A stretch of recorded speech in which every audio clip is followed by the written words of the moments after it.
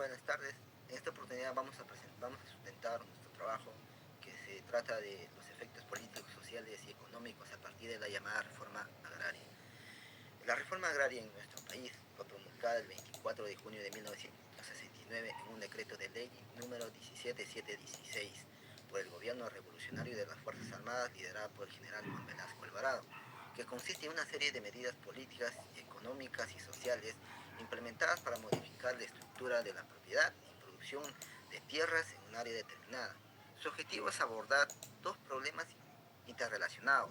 Una de ellas es la concentración de la propiedad de la tierra en pocas manos y la siguiente es la baja productividad agrícola, ya que se debe a la falta de tecnología e infraestructura adecuada a la especulación de los precios de la tierra, lo cual dificulta su uso eficaz.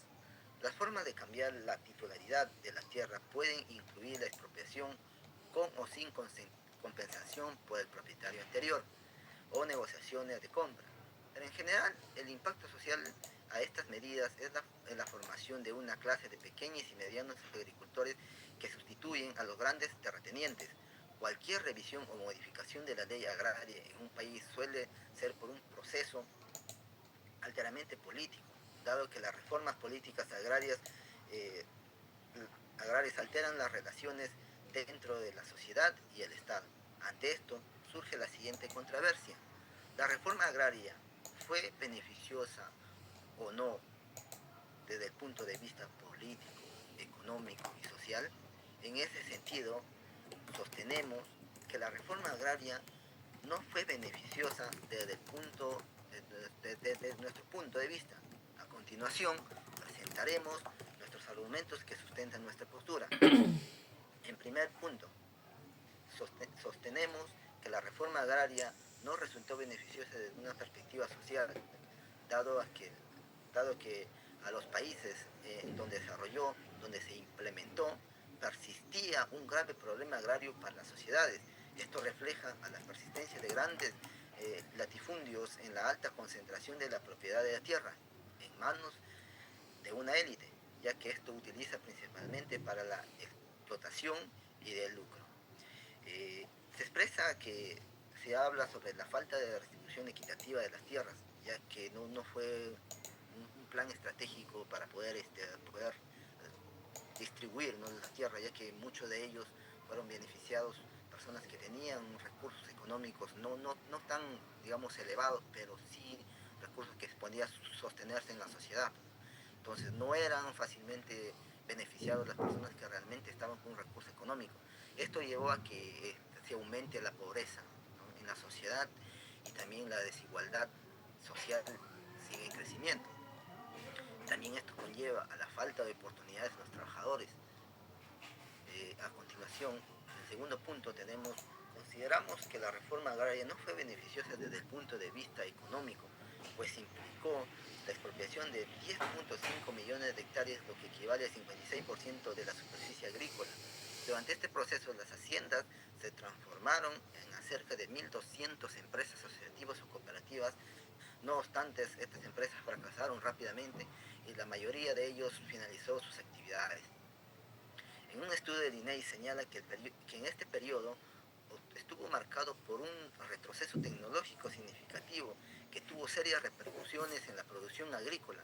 Según el Instituto Peruano de Economía, la reforma agraria significó un retroceso para el sector agrícola del país, ya que el 56% de las fincas se convirtieron en asociaciones o cooperativas que rápidamente fracasaron. Un informe del 2021 de la misma institución indicó que la productividad agrícola en el Perú disminuyó un 17%, mientras que en el resto de la región aumentó un 18%. Asimismo, el IPE menciona que la expropiación de las tierras agrícolas privadas aumentó la informalidad en el sector e hizo menos competitiva. Es importante señalar que entre junio de 1969 y junio de 1970, como parte de la reforma agraria impulsada por Velasco, se expropiaron más de 9 millones de hectáreas equivalentes a unos 15.826 parcelas, según PQS 2023. A continuación, mi compañera.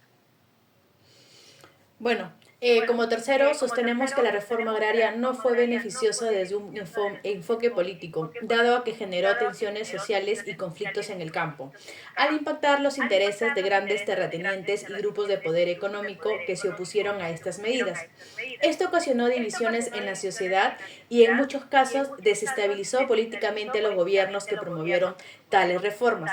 Además, la falta de planificación adecuada y de recursos para apoyar a los pequeños agricultores que recibieron tierras resultó en una implementación deficiente, aumentando la pobreza rural y provocando migración hacia las ciudades, lo que profundizó problemas estructurales y agravó la polarización política. En conclusión, consideramos que la reforma agraria no resultó beneficiosa desde un punto de vista político, económico y social, ya que en Perú y en varios países en desarrollo donde se ha implementado sigue existiendo un grave problema agrario para sus sociedades. Además, implicó la expropiación del 10,5 millones de hectáreas, lo que representa el 56% de la superficie agrícola. La reforma agraria es una medida esencialmente política, fundamentada en la estructura económica específica. Esto se debe a que las condiciones de producción en el campo a menudo tienen un carácter feudal o semifeudal, lo que se hace necesario liberar la fuerza laboral, convertir la tierra en una mercancía y de alguna manera permitir la entrada de capital en el país. Por tanto, desde un enfoque crítico, puede afirmarse que la reforma agraria fue una oportunidad de pérdida, cuyos efectos aún se sienten en la estructura desigual del Perú contemporáneo.